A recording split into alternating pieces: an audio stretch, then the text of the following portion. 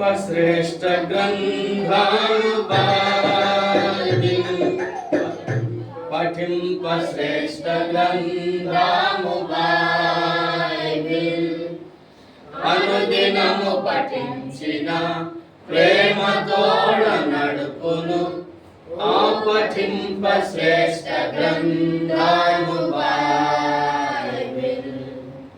The best book to read is the Bible. The best book to read is the Bible. If you read it every day, it will help you on your way. Oh, the best book to read is the Bible.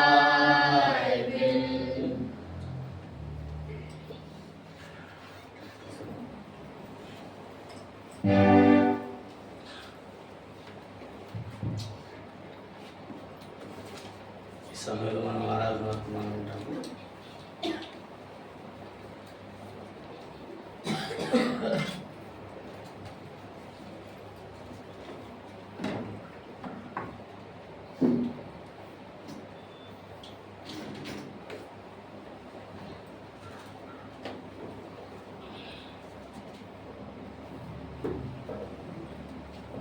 Mark సువార్త 11వ అధ్యాయం తీయండి.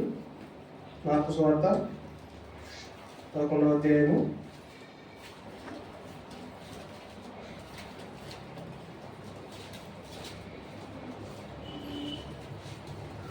1 నుంచి 6 వరకు మార్చి చదువుకున్నాం.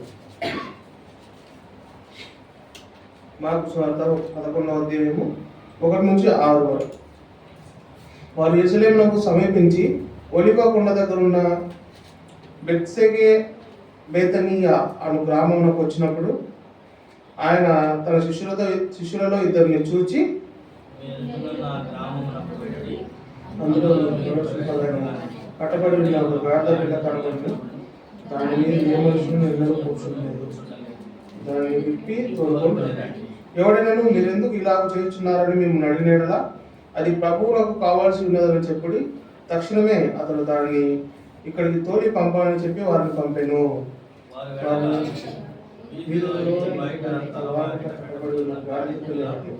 వారికి కనపడి దాన్ని కూర్చున్నాగా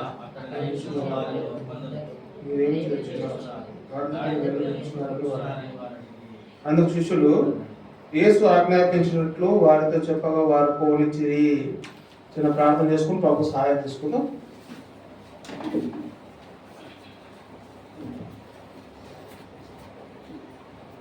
ప్రేమగల మా పేపర్లో తండ్రి యేసుక్రీస్తు దేవా, మరొకసారి మీ దయ చొప్పున నన్ను మమ్మల్ని జ్ఞాపకం చేసుకొని దేవా ఈ మందిరంలో సజీవ లెక్కలో మేము ఉండి మిమ్మల్ని ఆరాధించే భాగ్యం మీరు మాకు ఇచ్చినందుకు పొందున్నాం. దేవా ప్రత్యేకమైన సమయంలోనైనా మీ గ్రంథంలో కొన్ని మాటలు చూసుకోబోతున్నాగా మీరే కృప చూపించండి. దేవా ఇక్కడ కూర్చున్న వారిలో ఎవరికంటే గొప్పవాడి కాదు నాయన, కేవలం మీ ఉచితమైన కృప ద్వారా మీ మాట చెప్పడానికి నాకు అవకాశం దొరికింది. ఈ అవకాశాన్ని దుర్వినియోగం చేసుకోకుండా దేవతండ్రి మీ పిల్లల సమయాన్ని వ్యర్థం చేయకుండా మీ మాటలు స్పష్టంగా చెప్పడానికి దేవతండ్రి మీ కృప నాకు అనుగ్రహిస్తున్నామని వేడుకుంటున్నాను. దేవా మీ దయను కోరుకుంటున్నాను. మీ దయ చొప్పున నన్ను జ్ఞాపకం చేసుకోండి. దేవా ఇంకెవరైతే మార్గ మధ్యలో ఉన్నారో వారిని త్వరపెట్టి తీసుకురండి.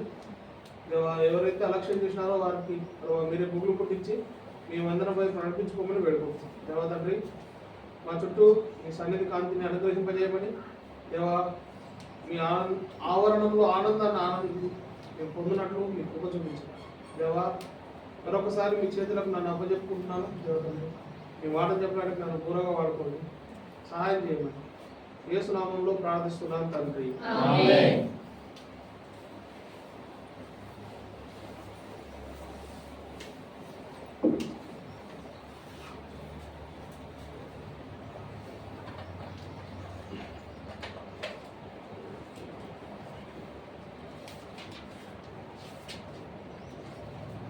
మార్కు సువార్త 11వ అధ్యాయము మొదటి 6 వర్షాలు మనం చూసినాం కదా.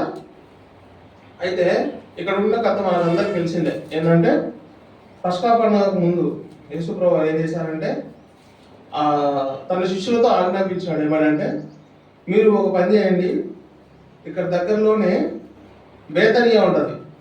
ఏముంటుంది? బేతనియా ఉంటుంది. బేతనియాకి వెళ్ళి ఒక గాడిద పిల్లని తీసుకొని రండి అని చెప్పాడు. చెప్తే శిష్యులు ప్రశ్నార్థకంగా ముఖం పెట్టారు. అదేంటి, బేతనియా మనది కాదు కదా, ఆ ఊరికి వెళ్ళి మనకు సంబంధం లేని ఒక గాడిద పిల్లని తీసుకొని వస్తుంటే దాని యజమాని ఊరుకుంటాడా? ఏంది ఇట్లా చెప్తున్నాడు అంటే వాళ్ళకి అర్థం కాలే. వాళ్ళ మొహంలో ఎక్స్ప్రెషన్ చూసినాడో ఏమో దేవుడు. వెంటనే వాళ్ళతో ఏం చెప్తాడంటే, ఎవరైనా సరే మిమ్మల్ని అడ్డం చేసి ఏందయ్యా నువ్వు తీసుకుపోతున్నావు అని అడిగితే యేసు ప్రభువు కావాలని చెప్పండి అని చెప్తే అప్పుడు వాళ్ళకి ధైర్యం వచ్చింది. అంటే ఈయనకు పర్ఫెక్ట్ ప్లాన్ ఉంది, ఏం భయం లేదు, అక్కడికి వెళ్ళి మనం తీసుకొచ్చేటప్పుడు మనకి ఏం ఇబ్బంది ఉండదని శిష్యులు అక్కడికి వెళ్ళి ఆ గొర్రె పిల్లని తీసుకొని వస్తారు. సరే, ఈ విషయము ఆరాధనకు ఈ గొర్రె పిల్లకు ఏ సంబంధం? ఆరాధనకు గొర్రె పిల్లకు ఏ సంబంధం అంటే, గొర్రె పిల్లకు ఉండేటువంటి కొన్ని లక్షణాలు, గాడిద పిల్లకు ఉండేటువంటి కొన్ని లక్షణాలు యేసు ప్రభువుని ఎరగక ముందు మనుషులమైన మనకు కూడా ఉన్నాయి. అవునా కదా? అయితే ఏ విధంగా అయితే దేవుడు గాడిద పిల్లను కోరుకుంటున్నాడో, దేవుడు తలుచుకుంటే ఒక సింహం మీద ఎక్కి రావచ్చు కదా. సింహం అంటే ఎవరు? జంతువే కదా. గాడిద కూడా జంతువే కదా, గుర్రం జంతువే కదా, ఒంటె జంతువే కదా. ఆయన ఎక్కి రావాలనుకుంటే ఆయనకు ఎన్నో గొప్ప గొప్ప జంతువులు ఉన్నాయి. ఒక సింహంతో లేదా ఒక పులితో వచ్చింటే అందరికి ఎక్కువ పొగిడేటోళ్ళేమో, అబ్బా ఈయన ఎంత శక్తివంతుడు చూడు, ఈయన సింహం మీద వచ్చినాడు, పులి మీద వచ్చినాడు, ఎలుగుబంటి మీద వచ్చినాడు పొగిడేటోళ్ళేమో. ఆయన ఎందుకు ఆ ప్రైడ్ తీసుకోవాలనుకోలే. ఆయన ఏం తీసుకోవాలనుకున్నాడంటే, ఒక అల్పమైన జీవి మీద ఎక్కువస్తున్నాడు అంటే ఈయన అల్పులనేమి, పాపులనేమి, దరిద్రులనేమి, దుర్మార్గులనేమి అందరినీ కనికరించే దేవుడు అనేటువంటి రుజువు ఆయన రుజువు చేయాలనుకున్నాడు. అంతేకాదు, జకర్యా ప్రవచనం ఒకటి ఉంది, రండి 9:9, జకర్యా 9:9లో ఉంటుంది.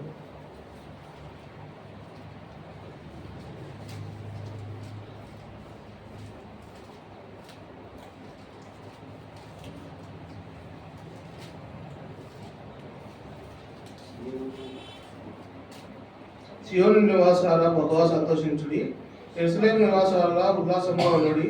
నీ రాజు నీతిపరుడును రక్షణ గలవాడును దినుడై గాడిదను గాడిద పిల్లను ఎక్కి నీ యొద్దకు వచ్చుచున్నాడు. ఇక్కడ ఒక క్వశ్చన్ రావాలా, దేవుడు ఎక్కింది గాడిదనా గాడిద పిల్లనా? గాడిదనేనా? కాదు, కరెక్ట్ తప్పు చెప్పినారు. గాడిదను గాడిద పిల్లను రెండింటికి ఎట్లా ఎక్కుతాడు? రిక్షా కోల్పోతాడా? దేన్ని ఎక్కినాడు దేవుడు అంటే మనకు ఎంతో సాధారణంగా తెలుసు. చాలా మంది మనము చూస్తూ ఉంటాం కదా, ఒక గాడిద పిల్ల రావాలంటే దాన్ని తల్లి వెనకాల వస్తేనే, ముందు వెళ్తేనే పిల్ల వెనక ఫాలో అవుతుంది. పండితుల అభిప్రాయం ప్రకారం ఏంటంటే అక్కడ కట్టబడి ఉండేది గాడిద పిల్లే, కానీ గాడిద పిల్లని బలవంతంగా తీసుకురావడానికి అవకాశం లేదు. ఎందుకు? తల్లిని వదిలిపెట్టి పిల్ల రాదు.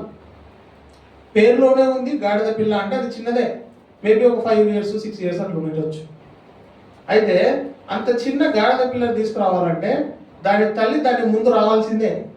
కాబట్టి గాడిద పిల్ల మీద ఎక్కాలంటే దానికి ముఖ్య కారణం ఏంటంటే గాడిద యొక్క దాన్ని కనినటువంటి తల్లి కూడా దాంతో పాటు రావాలా. సో అక్కడికి తీసుకురాబడింది గాడిద ప్లస్ గాడిద పిల్ల. యేసు ప్రభు వారి దగ్గరికి వచ్చింది ఎవరెవరు? గాడిద వచ్చింది, గాడిద పిల్ల వచ్చింది. కానీ ఆయన ఎవరి మీద ఎక్కాలని ఇష్టపడ్డాడు? దేని మీద సవారీ చేయాలనుకున్నాడంటే గాడిద పిల్ల మీదే. ఎందుకు? దాని మీద ఇంతవరకు ఎవ్వరు ఎక్కి ఉండలేదంట. ఈ గాడిద వంటి స్వభావం కలిగినటువంటి మానవుడు కూడా, ఎంతో మంది వింటారు కదా, నువ్వు మనిషిగా గాడిదగా తిరుగుతుంటావు. అవునా? మనిషి జీవితంలో ఏమైపోయిందంటే మనిషితనం తగ్గిపోయి గాడిదతనం పెరిగింది. అయితే మనిషి లోపల ఉన్నటువంటి ఈ స్వభావాలు ఏంటి అనేటువంటి ఒక 5 చూసుకుందాం. మొట్టమొదటిగా కీర్తన గ్రంథం 32వ అధ్యాయం 9వ వచనం.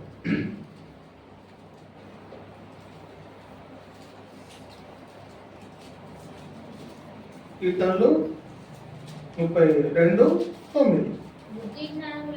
బుద్ధి జ్ఞానం లేని గుర్రాలలాగైనను ఏ గాడిద కంచెర గాడిదలను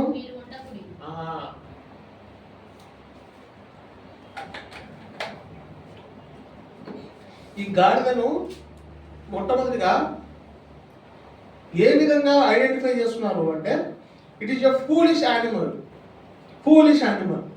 మూర్ఖము, పిచ్చి, వెర్రి, ఎన్నో పర్యాయ పదాలు ఉంటాయి ఫూలిష్ అంటే బుద్ధి జ్ఞానం లేని జంతువు అన్నమాట గాడిద.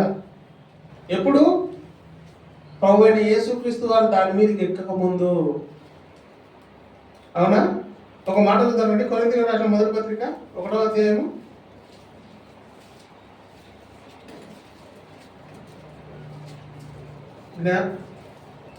మొదటి కొరింథీ 1వ అధ్యాయం 27-28.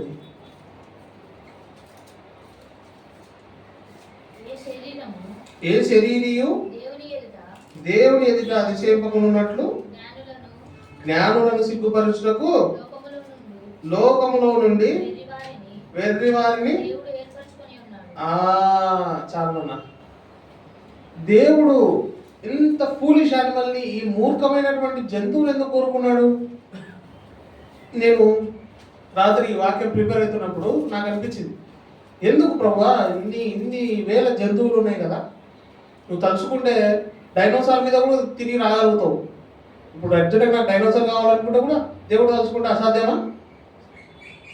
కానీ ఎందుకు ఒక ఫూలిష్, మూర్ఖమైనది, దరిద్రమైనదనే పేరుండే, అజ్ఞానమైనదని పేరుండే దాని మీద ఎందుకు వచ్చినాడు అంటే మన జీవితానికి సాదృశ్యమైనటువంటి దగ్గరగా ఉండే జంతువు అది. అందుకోసమే ప్రభు గాడిద పిల్లని చూజ్ చేసుకున్నాడు. ఆ గాడిద పిల్లని చూజ్ చేసుకోవడానికి కారణం ఏంటంటే మన జీవితంలో కూడా గాడిద వంటి స్వభావం కలిగి ఎన్నో సందర్భాల్లో మూర్ఖత్వంతో, ఆ ఫూలిష్నెస్ తోటి దేవుడు అంటే తెలిసినా సరే దేవుడిని సరిగ్గా లోపడకుండా తిరిగినప్పటికీ ప్రభు ఏం చేసినాడంట తెలుసా? లోకంలో ఉన్నటువంటి ఎవరిని సిగ్గుపరచడానికి, జ్ఞానం మేము గొప్పలామని చెప్పుకొని దేవుడు మావాడే, మాకు తప్ప దేవుడు ఎవరికి సొంతం కాదని చెప్పుకునే వాళ్ళని సిగ్గుపరచడానికి, నేనే తెలివిపరుణ్ణి, నేనే జ్ఞానవంతుణ్ణి, నా ఎంత గొప్పలు లేరని చెప్పుకునే వాళ్ళని సిగ్గుపరచడానికి ప్రభువైన యేసుక్రీస్తు వారు ఏం చేశాడంటే మనల్ని ఏర్పాటు చేసుకున్నాడంట.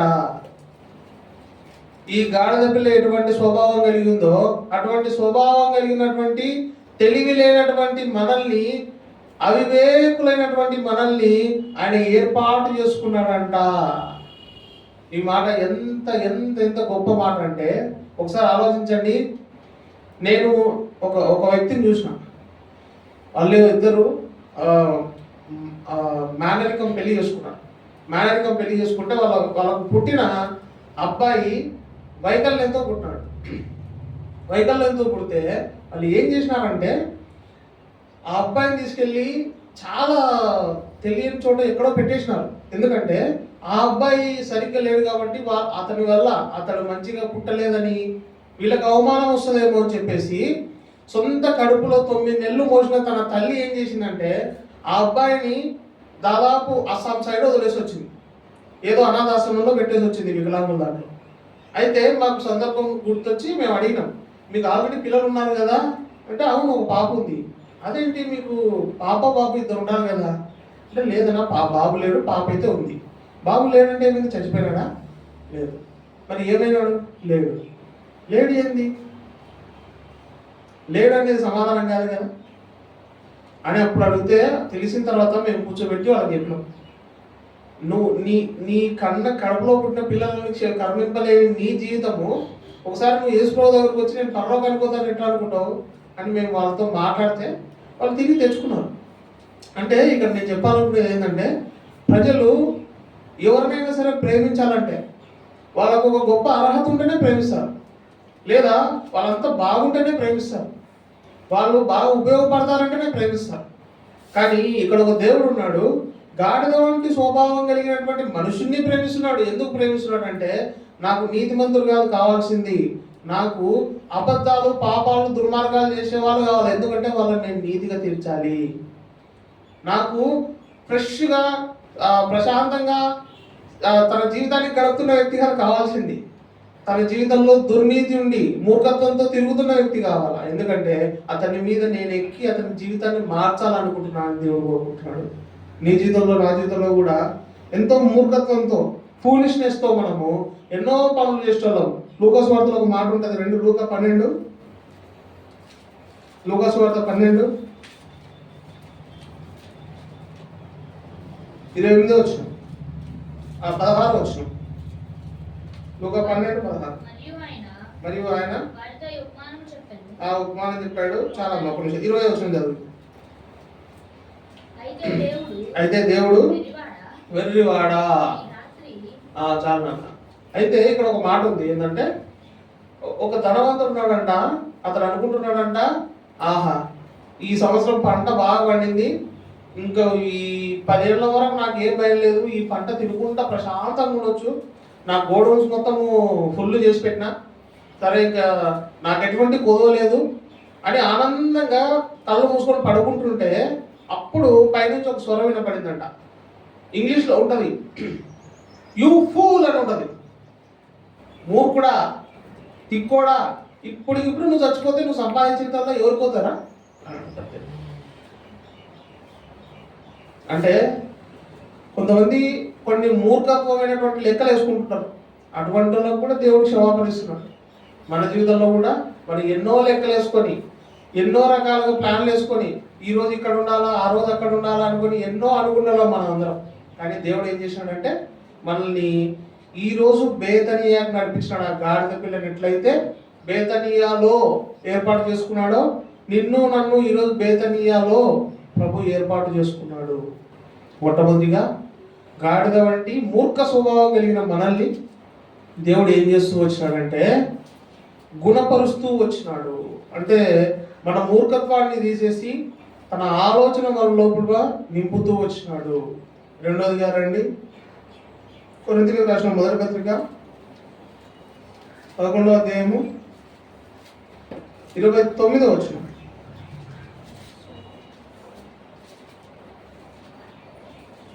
ఎన్నికలైన వారిని ఏర్పరచుకొనెను.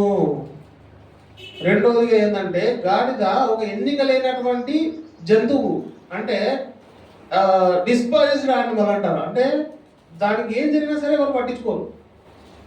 మీరు ఎప్పుడైనా గమనిస్తే ఎక్కడైనా గాడిద తప్పిపోతే వెతకడానికి ఎవరైనా వెళ్ళడం మీరు చూసారా? పల్లెటూళ్ళలో ఆవులు తప్పిపోయినా, లేకుంటే ఎద్దు తప్పిపోయినా, లేకుంటే బర్రెలు పశువులు తప్పిపోయినా, గొర్రెలు తప్పిపోయినా ఎంత దూరమైన ఊరంతా తిరిగి ఎదుగుతారు. కానీ గాడిద పిల్ల తప్పిపోతే అసలు ఎతకరు. నేను మా ఊర్లో చూస్తాడు, మా ఊర్లో దోబి వాళ్ళు ఉంటారు కదా, వాళ్ళు గాడిదలు పెంచుతారు కదా, వాళ్ళ దగ్గర 10-12 గాడిదలు ఉండేవి. వాళ్ళ ఇంట్లో ఉండే అమ్మాయి నా క్లాస్మేట్. మేము ఎప్పుడన్నా అలా వాళ్ళ సందులో ఆడుకోవడానికి వెళ్తే వాళ్ళ డాడీ అది పోయింది 3 రోజులు అయింది అని మాట్లాడేటోడు. అడిగితే నేను అడిగేటోడు, అది పోతే మళ్ళీ మీరు పోయి ఎత్తుకుని రారా అంటే 4 రోజులు అవుతాయి, ఏమో వస్తాయి, ఏమి అంటే దాని కోసం ఎవడు ఎదుగుతాడు, దానివల్ల ఏం ఉపయోగం ఉండదు, ఒకటి పోతే ఒకటి ఉన్నాయి మా దగ్గర అని చెప్పేది ఆ అమ్మాయి. అంటే మీరు ఇంత ప్రేమగా పెంచుకునే గాడిద తప్పితే మీరు ఎందుకు పట్టించుకోరు అని నేను అడిగితే ఆ బాబు చెప్పింది, దానికంత విలువ లేదులే అని చెప్పి. నాకు ఆ మాట ఇప్పటికి కూడా గుర్తు. గాడిదకు ఎట్లా అంటే దానికి విలువ లేదు, కానీ ప్రభు ఏం చేసినాడంటే తెలుసా, మీరు విలువ పెట్టి కొనబడిన వారు అంటున్నాడు. మన జీవితంలో కూడా మనం కూడా విలువ లేని జీవితం జీవించినాం. ఎవరైనా మనకు విలువ ఇచ్చినారా? వేసుకోకుండా నమ్ముకోకముందు మన జీవితం ఎట్లుందంటే, వీడేంద్ర వీడు ఉంటే ఎంత పోతే ఎంత, వెళ్ళిపో నువ్వు నాకు అవసరం లేదనే మాట మనం మన జీవితంలో చాలా మందితో అనిపించుకున్నామా? కానీ ఈ దేవుడు యేసు ప్రభు వారు ఉన్నారు, ఆయన ఏమంటున్నాడంటే మీరు విలువ పెట్టి కొనబడిన వారు. మనల్ని ఏం చేసినాడంటే ఎంతో విలువగా చూస్తున్నటువంటి దేవుడు డిస్పైజ్డ్ అయినటువంటి మన జీవితాన్ని, అసలు లెక్కలేనటువంటి మన జీవితాన్ని ఆయన ఏం చేసినాడంటే విలువ పెట్టి కొన్నాడు. ఏ విధంగా కొన్నాడంటే తన రక్తం ఇచ్చి కొన్నాడు. కాబట్టి రెండోదిగా మన జీవితం ఎటువంటిదంటే విలువ పెట్టి కొనబడినటువంటి జీవితాన్ని మనకి ఇచ్చినాడు, విలువ లేనటువంటి మనకు. మూడవదిగా రండి, లేవియ కాండము 11వ అధ్యాయము 1 నుంచి 3 వచనాలు.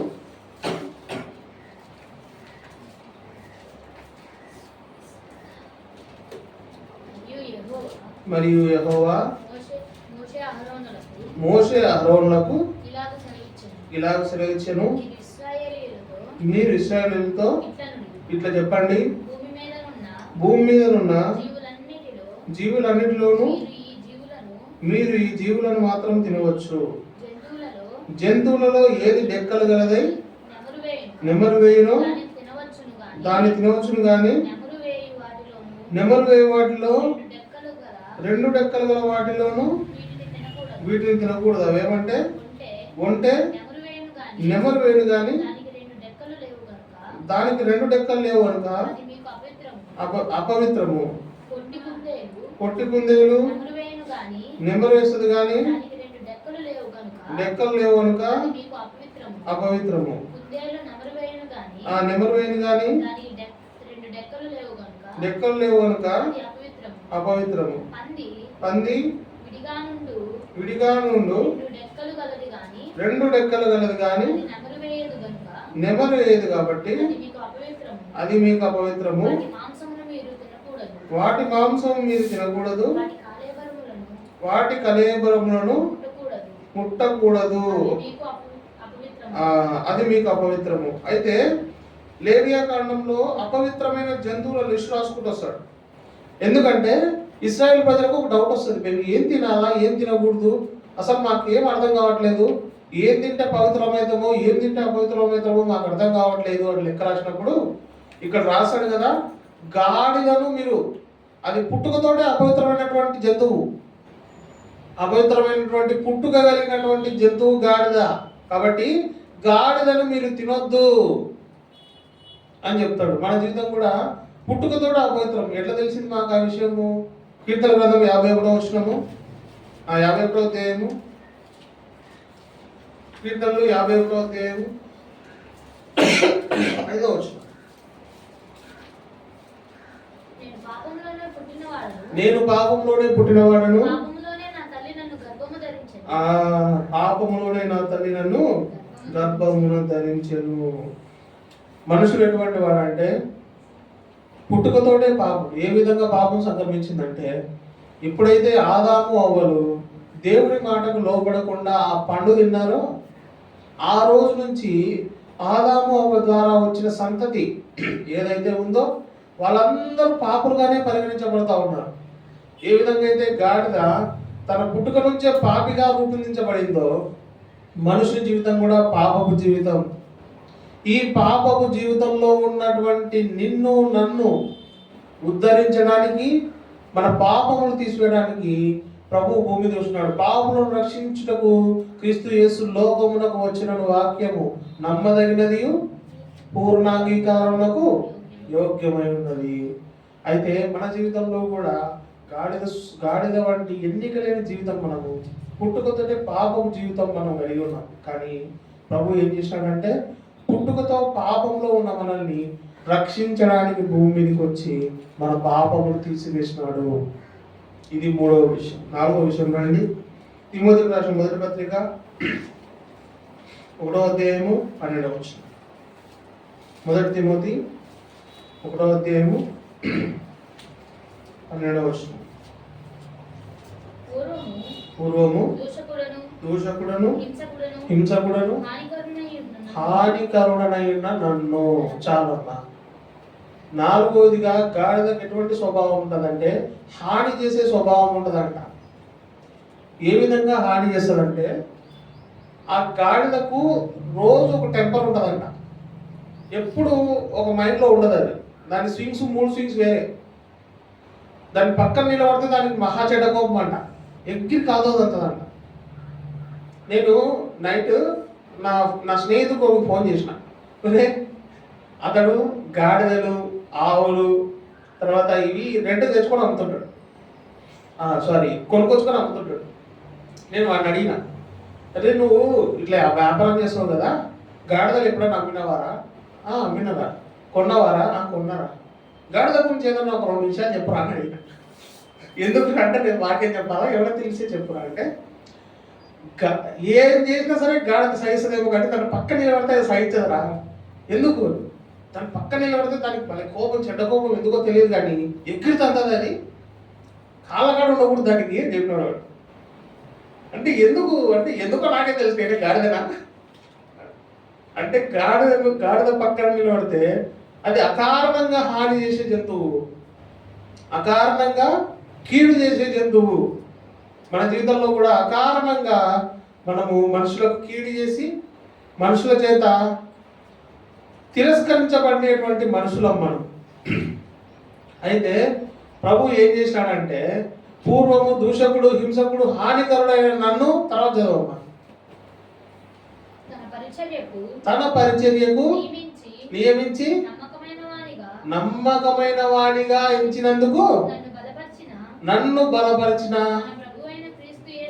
మన ప్రభు అయిన క్రీస్తు యేసుకు కృతజ్ఞుడనై ఉన్నాడు. అయితే ఒకసారి ఆలోచించండి, వాడి పక్కన నిలబడడానికి కూడా మనకు అవసరం లేదనుకునేటువంటి మనుషులైనటువంటి మనల్ని, వాంతో నాకెందుకు లేరనైనా, వాడు మంచివాడి కాదు, అతను దుర్మార్గుడు అని చెప్పేటువంటి లోకంలో అనిపించుకునేటువంటి మనల్ని ప్రభు ఏం చేసినాడంట అంటే నమ్మకమైన వాడిగా ఎంచినాడు. ఈ గాడిదను దేవుడు నమ్మినాడు కాబట్టే కదా ఆయన పిలుచుకుంది. ఇప్పుడు ఆయన ఎక్కాలంటే దాన్ని పక్క నుంచి ఎక్కాలా, ముందు నుంచి ఎక్కాలా? పక్కన ఉండే కదా. సో ఇప్పుడు పక్కన ఉంటే ఏం చేస్తుంది? అది తంతది. అది తంతదని తెలిసినా సరే ఆయన దాన్ని నమ్మినాడు. మన జీవితంలో కూడా మనం ఎన్నోసార్లు ప్రభువా ఈరోజు పొద్దున్న నుంచి మొదలు రోజు బైబిల్ చదువుకుంటామని నమ్మకంగా ప్రార్థన చేసుకుంటాం, రేపు పొద్దున్నే మర్చిపోతాం. అవునా? ప్రభువా ఈ రోజు నుంచి ఇంకా తిరుగులేదు, ప్రతి వారం ఎన్ని మీటింగ్లు ఉంటాయి అన్ని మీటింగ్కు ప్రతిరోజు వార కార్యక్రమాలకు వెళ్తాం అనుకుంటాం, అనుకునే రోజు వెళ్ళాం. అవునా? అన్ని అపనమ్మకమైన పనులు చేసినా సరే దేవుడు మనల్ని ఏమనుకుంటున్నాడంటే నమ్మకమైన వాడిగా ఎంచుకుంటున్నాడంట. చూసినారా? సో 4వదిగా దేవుడు అపనమ్మకస్తులైన మనల్ని, లేదా ఆ గాడిద స్వభావం లాగా అపనమ్మకమైనటువంటి స్వభావం కలిగినటువంటి, హాని చేసే స్వభావం కలిగినటువంటి మనల్ని ఆయన నమ్మకమైన వారిగా ఎంచుతున్నాడు. 5వదిగా చివరిగా రండి, మార్కు సువార్త 11:2. మార్కు 11:2. మీ ఎదుటనున్న గ్రామానికి వెళ్ళండి, ప్రవేశింపగానే ఏం గాడిదంట? కట్టబడి ఉన్నటువంటి గాడిద. బౌండింగ్ అంటారు కట్టబడడం అంటే. ఏం జరుగుతుందంటే మనిషి జీవితంలో లేదా గాడిద జీవితంలో కూడా ఉండేది ఏంటంటే కట్టడలు. దేవుని దగ్గరకు వచ్చేటప్పుడు మాత్రం ఎన్ని కట్టడలు ఉంటాయో అన్నా, బస్ స్టాండ్ దగ్గరకు వచ్చి కూర్చున్నాం, ఒక్క ఆర్డర్ రాలే, ఒక్క బస్సు రాలని చెప్తాం. ఏదన్నా ఏ ఊరికి వెళ్ళాలంటే ఆ ఊరికి వెళ్ళడానికి గంట సేపు ముందే బస్టాలో కూర్చుంటాం. అవునా? దేవుని దగ్గరకు వచ్చినప్పుడు ఎన్ని కట్టడలు పెడతామంటే ఎన్ని రకాలైనటువంటి బౌండరీస్ మనమే గీసుకుంటాం. కానీ మనకు కావాల్సిన ఏదైనా పని జరగాలంటే ఆ బౌండరీస్ అన్ని మనకు కనపడవు. లోకం ఉన్నటువంటి ఎన్నో బౌండరీస్ ద్వారా ఈ గాడిద ఏ విధంగా అయితే అక్కడ కట్టబడి దానికి కట్లు తెంచుకోలేక, పాపపు కట్లైనా సరే, లోకం అనేటువంటి కట్లైనా సరే, బంధువులు అనేటువంటి కట్లైనా సరే, ప్రేమలు లేకుంటే ద్వేషాలు, ఎన్నో రకాల కట్ల చేత అది బంధించబడి అక్కడే ఉందంట. నీ జీవితంలో నా జీవితంలో కూడా మనం ఏ కట్లతోటి బంధించబడి దేవుడికి దూరంగా ఉన్నాము? 1 కాదు 2 కాదు కదా. కామ, క్రోధ, లోభ, మోహ, మద, మత్సరాలని ఎన్నో 6 విషయాలను మనం చూస్తాం బైబిల్లో. మనుషులు దేని చేత కట్టబడతాడంటే 6-7 విషయాలు ఉన్నాయి. సో ఈ కట్టబడినటువంటి స్థితిలో ఉన్నటువంటి గాడిదను ఏం చేసినారంట? చదువుదాం అన్నమాట. 6.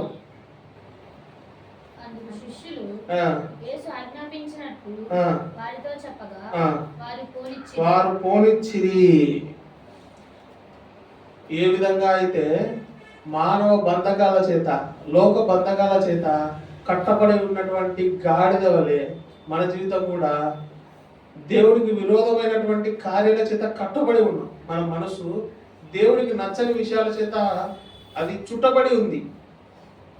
ఈ సందర్భంలో, ఈ పరిస్థితిలో జీవిస్తున్న మనల్ని దేవుడు ఏం చేస్తున్నాడంటే విడిపించేసినాడు.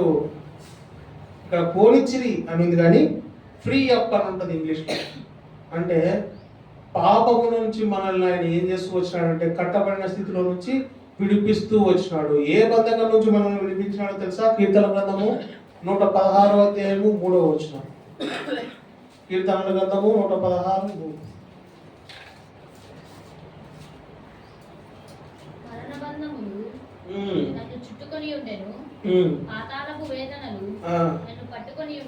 చాలా తల్లి, మొట్టమొదటి బంధకం మనిషికి ఏంది తెలుసా? మరణ బంధకం. అంటే ఏంది? సస్తనేమో, చచ్చిపోతానేమో, ఏం జరుగుతుందో, నా జీవితం ఏం జరుగుతుందో, వాళ్ళు చనిపోతారేమో, వీళ్ళు చనిపోతారేమో, నా తండ్రి చనిపోతాడేమో, భర్త చనిపోతాడేమో, పిల్లలు చనిపోతారేమో. ఈ మరణం అనేటువంటి భయంతో మనుషుడు ఏమైపోతున్నాడంటే ఉన్న ఆరోగ్యాన్ని పోగొట్టుకుంటున్నాడు. ఇటువంటి మరణ బంధకం నుంచి గాడిద జీవితంలో ఏ విధమైన బంధకం ఉందంటే మొట్టమొదటి మరణ బంధకం. దానికి ఏమవుతుందో ఏం తెలియదు. మన జీవితం కూడా అంతే, మరణ బంధకం. దేన్నైనా మనం ప్రిడిక్ట్ చేయొచ్చు కానీ ఎప్పుడు బతుకుతాం, ఎప్పుడు వస్తాం అనేది అస్సలు ప్రిడిక్ట్ చేయలేదు. ఈ మరణ బంధకంలో నుంచి ఆయన ఏం చేసినాడంటే నిన్ను నన్ను విడిపిస్తూ వచ్చినాడు. రెండోదిగా ఏ బంధకం నుంచి విడిపించినాడు రండి. అపోస్తుల కార్యములు 8వ అధ్యాయం 23వ వచనం. అపోస్తుల కార్యములు 8వ అధ్యాయము 23వ వచనం. ఘోర దుష్టత్వములోను దుర్నీతి బంధకములోను చాలండి. రెండవదిగా మనిషి జీవితంలో ఏమున్నాయంటే దుర్నీతి బంధకాలు ఉన్నాయి. అంటే నీతి లేదు, మంచితనం లేదు, న్యాయం లేదు, ధర్మం లేదు. మనుషుడు ఏమైపోతున్నాడంటే దుర్నీతి బంధకాల చేత నీతి లేనటువంటి స్థితిలో జీవిస్తూ తనకు తాను నష్టం తెచ్చుకోవడం కాకుండా తన ద్వారా ఇతరులకు నష్టం తెచ్చేవాడిగా ఉంటున్నాడు. రెండోదిగా మనిషి జీవితంలో ఉన్న బంధకం ఏంది? దుర్నీతి బంధకం. మూడోదిగా రండి, లూకా సువార్త 13వ అధ్యాయం 16వ వచనం. లూకా సువార్త 13వ అధ్యాయము 16వ వచనం. ఇదిగో 18 ఏళ్ల నుండి సాతాను బంధించిన అబ్రహాము కుమార్తె అయిన ఈమెను విశ్రాంతి దినమందు ఈ కట్ల నుండి విడిపించును. అయితే మూడవదిగా చివరిగా ఇక్కడ ఒక బంధకం చూస్తున్నాం. ఆ బంధకం ఏంటంటే సాతాను బంధకము. ఇక్కడ ఒక స్త్రీ ఉంది, ఇక్కడ ఒక స్త్రీ ఉంది. ఆమె ఎన్నో రోజుల నుంచి ఒక రోగంతో బాధపడుతుంటే అందరు అనుకున్నారు ఈమె జీవితం ఇంతే, ఈమె ఇట్లే ఉంది, ఇట్లే సావాలా, ఈమె బాగా కాకూడదు. ఎందుకు వాళ్ళకి బాగా కాకూడదు? ఒప్పలేరు. ఆమె బాగుపడదు, వీళ్ళకి నచ్చదు. దానికి వాళ్ళు ఏం సాకెత్తుకున్నారంటే ఈరోజు విశ్రాంతి దినం కదా, ఈరోజు ఎట్లా నువ్వు బాగా చేసినావు అని అడిగితే దేవుడు చెప్తున్నాడు, సాతాను బంధకం చేత సైతానుడు ఈమెను పట్టుకొని ఉన్నాడు. ఈమె జీవితాన్ని నాశనం చేయాలని, ఈమె బాగుపడకూడదని ఆయన దాన్ని సాతానుడు దాన్ని బంధించి పెట్టినాడు. అయితే నేను ఇప్పుడు ఈ బంధకాల నుండి ఆమెను విడుదల చేస్తున్నా అని చెప్తాడు. మన జీవితంలో కూడా మూడోదిగా సాతాను బంధకాల చేత సైతానుని చేతి కింద మనం ఉండి దేవునికి దూరంగా ఉండి ఎరుకలేని స్థితిలో మనం ఉన్నప్పుడు ప్రభు మన దగ్గరకు వచ్చి ఈ సాతాను బంధకాల నుంచి మనల్ని తెంచి దూరపరిచినాడు. మనం 3 విషయాలు చూసుకొచ్చాం. ఈ బంధకాలలో మరణ బంధకం నుంచి, తర్వాత దుర్నీతి బంధకం నుంచి, తర్వాత సాతాను బంధకాల నుంచి, అంటే సాతాను సంఖ్యల నుంచి, దుర్నీతి సంఖ్యల నుంచి, లేకుంటే ఈ రకాలైనటువంటి జీవితం నుంచి ఆయన నిన్ను నన్ను విడిపిస్తూ వచ్చినాడు. కాబట్టి మనం చూసుకున్న విధంగా గాడిద జీవితంలో ఏ విధంగా అయితే మనుషులు దేవునికి లోపడకుండా లేదా మనుషులకు లోపడకుండా ఉండేటువంటి మనల్ని ప్రభు కోరుకున్నాడు. మన మీద ఎక్కి స్వారీ చేయాలని కోరుకున్నాడు. మన జీవితాల్లో మార్పు తీసుకురావాలని కోరుకున్నాడు. మనల్ని నమ్మినాడు. నమ్మి మనమందరము సజీవ లెక్కలో ఇక్కడ ఉండడానికి మనకు అవకాశం దయచేసినాడు. కాబట్టి ఎవరు ఏ మాట ద్వారా అయితే దేవుడు మీతో మాట్లాడుతున్నాడో తప్పకుండా అందరూ నోరు తెరిచి ఆరాధించి ప్రభువు చేసినటువంటి ఈ మేలు, ఈ దుర్నీతి బంధకాల నుంచి, పాపపు జీవితం నుంచి మనల్ని విమోచించినటువంటి ఈ గొప్ప మేలును బట్టి ఆయన మనల్ని ఆరాధిద్దాం. దేవుడి మాటలు దీవించుకుంటాడు.